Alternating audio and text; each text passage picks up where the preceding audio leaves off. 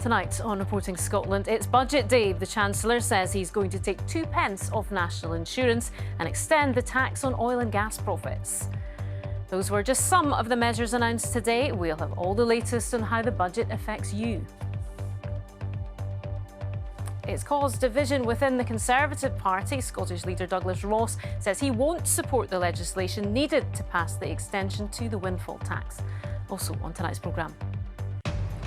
A public inquiry into the police handling of the Emma Caldwell murder investigation is due to be announced after her family's campaign for justice. The Glasgow street that's seen better days but won't be getting its makeover until the end of the year. It's a disaster, total disaster, and the council want to get a grip. And coming up in the sport, we'll have the latest from the Rangers camp in Lisbon, and Celtic manager Brendan Rodgers is charged by the Scottish FA for his comments about referees after defeat to Hearts. Hello, I'm Laura Miller. Welcome to Wednesday's programme.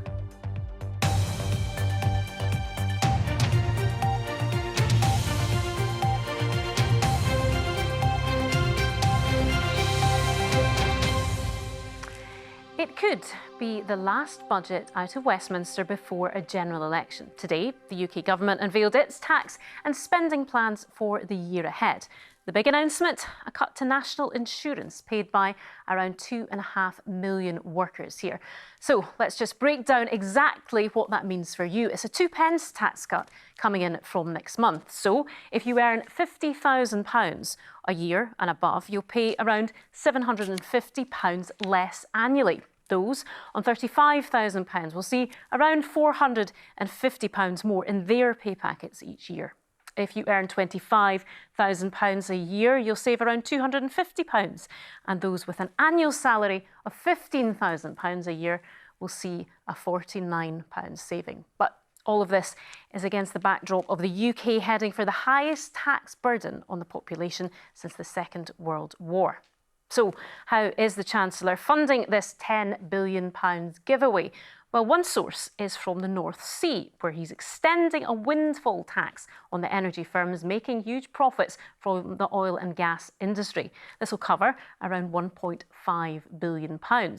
Industry in the North East have branded it a betrayal, while the Chancellor's colleagues in the Scottish Tories have said they won't support it. We'll be getting reaction and analysis on how your finances could be affected throughout the programme. But first, on today's announcements, here's our Westminster correspondent, Georgia Roberts. A big day for this man. In what's expected to be the last budget before the general election, the Chancellor needed a big offer not just to voters, but his own MPs. Mr Chancellor of the Exchequer. The policies I announced today mean more investment, more jobs, better public services and lower taxes. It didn't take him long to take a swipe at the SNP in Scotland. As a result of the decisions we take today, the Scottish Government will receive nearly £300 million in Barnett consequentials, with nearly £170 million for the Welsh Government and £100 million for the Northern Ireland Executive. I do appreciate that a tax-cutting budget is very uncomfortable for the biggest tax risers in the United Kingdom. There'll be a change in the structure of child benefits and the threshold raised immediately from £50,000 to £60,000. Also, £72 million for Scottish towns and cultural projects. But despite all this, the UK Labour leader was scathing. There we have it, the last desperate act of a party that has failed. Britain in recession, the national credit card maxed out, and despite the measures today, the highest tax burden for 70 years. The SNP wanted more help for families. The cost of living crisis should have been absolutely front and centre of the decision-making that he was coming out with today, of the cuts that he was making, of the changes that he was making. He should have been prioritising solving the cost of living crisis rather than prioritising capital gains tax, for example. It's a damp squib, and it's difficult to see how this is going to change the fortunes of the Conservative Party. But one problem for the Scottish Conservatives, a continuation of the North Sea oil windfall tax on profits. It had been due to end in 2028, but will now go on for another year. The West Aberdeenshire MP and Energy Minister Andrew Bowie said it was deeply disappointing, and it's something Douglas Ross had been trying to persuade the Chancellor not to do. I'm going to continue to raise within government, with the Chancellor and others, that this is the wrong choice and urge him to reconsider on that. And when the legislation comes forward to extend it, I'm going to use every mechanism available to oppose that legislation, because I think it's the wrong choice, because we need to provide security and certainty to the sector to invest going forward. I commend this statement to the House. This is a UK government running out of big set-piece events like this to try and turn around Labour's consistent poll lead. After 14 years in government, the big question is, will it be enough? Georgia Roberts, reporting Scotland, Westminster. Well, lots to pick through as always, but let's just take a look at some of the other announcements from the Chancellor today. The freeze on alcohol duty, which is levied on purchases of beer, wine, spirits and other alcoholic drinks, has been extended until February next year. It was due to end this August. A 5p cut to fuel duty, which affects the price at the pumps, has been extended again. It was due to expire this month, but has been extended by another year. There is also a rise in the VAT threshold for small businesses, going from £85,000 to £90,000. But at a time of recession and a cost of living crisis, the question is, will you feel better off? Our reporter Louise Hosey has been gauging reaction across the country. As the Chancellor prepared to take to his feet in the Commons, this protest was happening in Aberdeen ahead of the City Council's budget. The oil capital of Europe is one of many places where people are continuing to struggle, and the mood is grim. It's just dire. The situation's terrible. I mean, we've been led for the past decade or so into just a state of absolute economic disrepair. Even after a world war, we had decent public services, we had decent housing. The extension of windfall tax on oil and gas profits has proved particularly divisive. Last month, the local business community was criticising Labour's windfall tax plan. Today's decision by the Conservative government came as a shock. Already 1,000 jobs have gone in the industry as a result of the windfall tax. If we see investment dry up even further, that could potentially just be a drop in the ocean for what's to come. There is a real worry about investment. Industry body Offshore Energies UK says the move is a disappointing blow which risks economic growth. However, environmental group Uplift says the extension is a step in the right direction, but doesn't go far enough as a proper just transition plan is needed. So how did the budget go down with voters? It was a political budget ahead of a general election. There were announcements on a national insurance cut, a vaping tax and regeneration funding for some Scottish towns. We vape, and we were told by the government as ex-smokers that it was the right thing to do. Now we're being taxed on it. Well, national insurance goes towards the NHS, doesn't it? And the NHS, and especially in Scotland, are in a big mess as it is. So I don't know if a cut would be a good idea. This award-winning coffee shop in Paisley opened in August 2020. The owners hope a cut in national insurance might help customers feel they can have a cake with their coffee more often. Obviously small businesses, it helps big time, even if it is coffee, cake, just either sitting or taken away. Every penny helps keep us going. The £25 million budget gap Aberdeen councillors had to tackle on their budget day, perhaps a drop in the North Sea compared to what the Chancellor was dealing with. But their problems may be similar. How to make less money go further. Louise Hosey, reporting Scotland.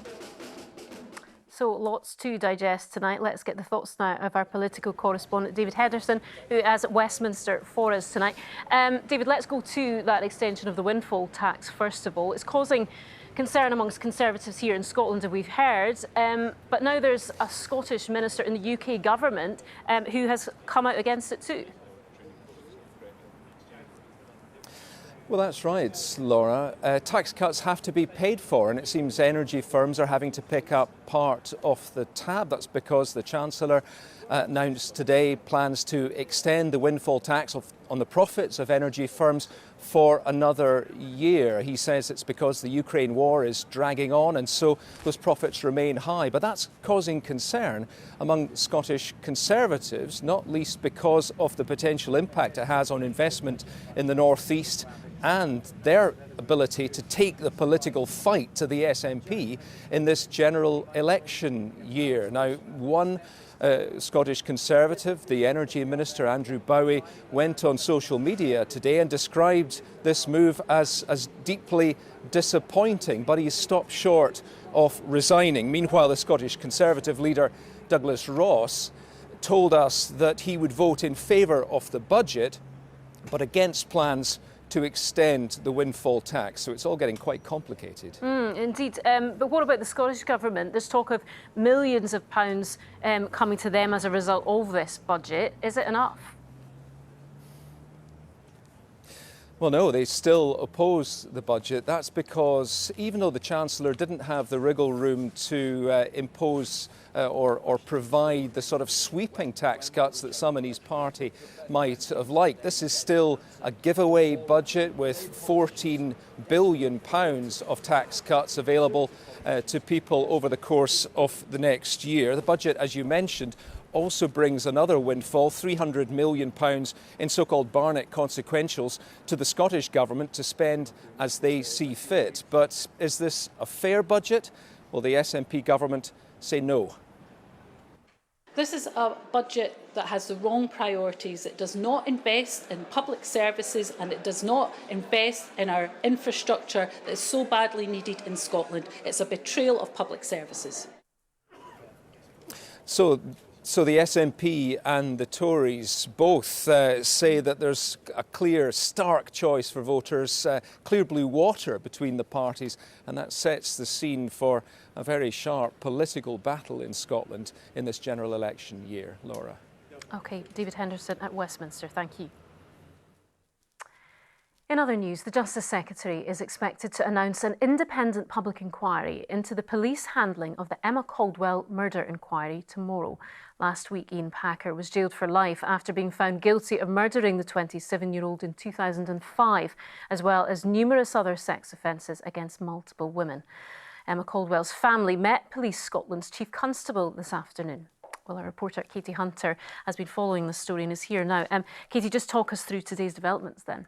Well, Laura, Emma Caldwell's family have been very critical of that initial police investigation and very vocal in their calls for an public inquiry. Remember, it took 19 years to convict Packer of Emma's murder. He was also found guilty of 11 rapes and multiple assaults against more than 20 other women. Now, he plans to appeal both his conviction and sentence, but the family's lawyer said today that Packer was now irrelevant to them and that their focus was on the police and the Crown Office. And to that end, this afternoon, Emma's family met the current Chief Constable, Joe Farrell, to reiterate their call for a public inquiry and make clear that, in their view, no officer, past or present, should be immune from prosecution. Now, last week, Emma's family lawyer said that some police officers had blood on their hands, and after this afternoon's meeting, here's what Amar Anwar had to say. Officers stand accused of sabotaging an investigation, persecuting officers who had gone after Packer, spying on journalists and perpetuating a lie for some 19 years. For far too long, those responsible for gifting a killer his freedom have remained in the shadows. Now they must face the glare of public scrutiny, and the only forum for that can be before a statutory judge-led public inquiry. The victims of Packer deserve nothing less. Strong words as ever there. But what have police been seeing today? Well, Laura, in a statement, the Chief Constable, Joe Farrell, said after that meeting that she'd offered a personal apology to Emma's family, adding that she does support their call for a public inquiry. She said Police Scotland has reflected and learned from the initial investigation and subsequent re-investigation. And Joe Farrell said that significant changes have been made in recent years. Now, Emma's family are due to meet the Lord Advocate tomorrow, Scotland's top law officer. And then tomorrow afternoon, we expect the Justice Secretary will announce a public inquiry during a statement to Parliament. OK, we will see tomorrow then. Thank you very much for the moment, Katie. Now, it was once the great shopping street in Scotland's biggest city, but over the years, the fortunes of Sauchiehall Street have faltered. A multi-million-pound makeover will now not be ready until the end of the year, instead of the summer. The City Council says when the work is complete, it will be far more attractive for everyone. Suzanne Allen explains. Run down, graffitied, empty. This is Sauchiehall Street today. It was once one of the city's most upmarket thoroughfares. But 50 years after these pictures were taken, the way we shop and live has changed. The council is spending £6.5 million revamping the area, but that work is delayed. Look at the state of this street, you know. So it is a disaster, total disaster. And the council want to get a grip. To me, Sauchiehall Street's ruined. There's nothing in Sauchiehall Street anymore. No shops, no nothing. I suppose maybe once it's all done and if they did bring back a lot of the shops, I think it would maybe improve. Sauchiehall Street was once one of Glasgow's most beautiful and vibrant shopping areas. But in recent times, a lot of the big retailers have gone, and those empty shop units, those boarded up shop units, have fallen into disrepair. The council are spending millions of pounds trying to improve it, but those improvements are now delayed, and that's affecting footfall and businesses. At this cafe, they are disappointed by the continuing disruption. How do you feel that this work is now going to be delayed a few more months? Really disappointment. Really disappointment. What effect will it have on the business? It's affect a lot. It's affect me, my workers, because obviously I need to cut the hours for them. So I think all of us is really disappointment about the whole street situation. But the council say there's hope. By the end of the year, this is what it should look like. It gave us this statement. The work will, when complete, significantly improve the roads, pavements and footways there, with cycle paths, new lighting and new street trees. We're very aware of the disruption this work can bring and its impact on the appearance of the area. But when all the work is complete, the environment on Cambridge Street and this part of Sauchiehall Street will be far more attractive for everyone. The stylish 60s are gone, but this once thriving street can surely be elegant once more. Suzanne Allen, reporting Scotland, Glasgow.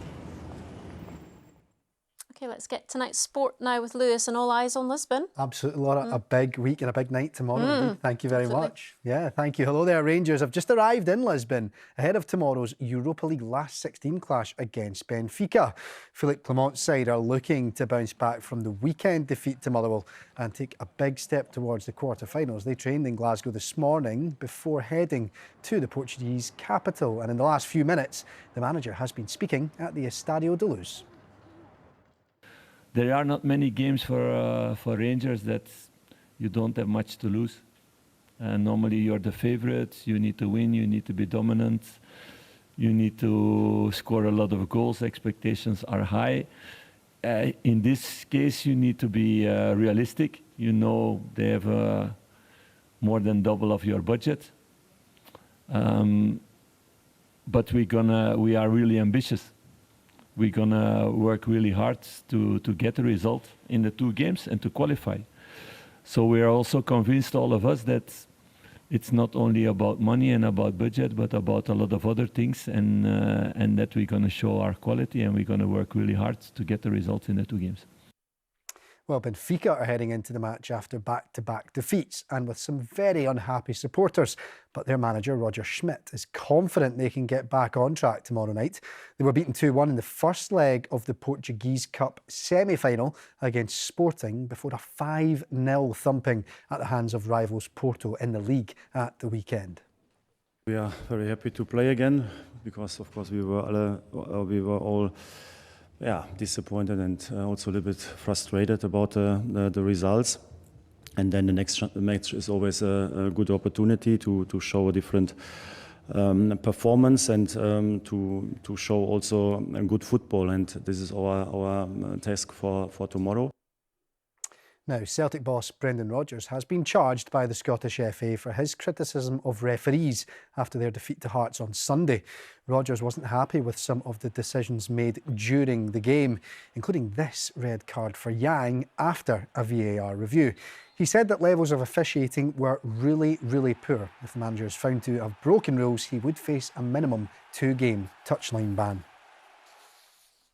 Hearts chairwoman Anne Budge says she hopes Stephen Naismith stays at the club for a long time after reports from England were linking the head coach with a move to the Championship side Millwall.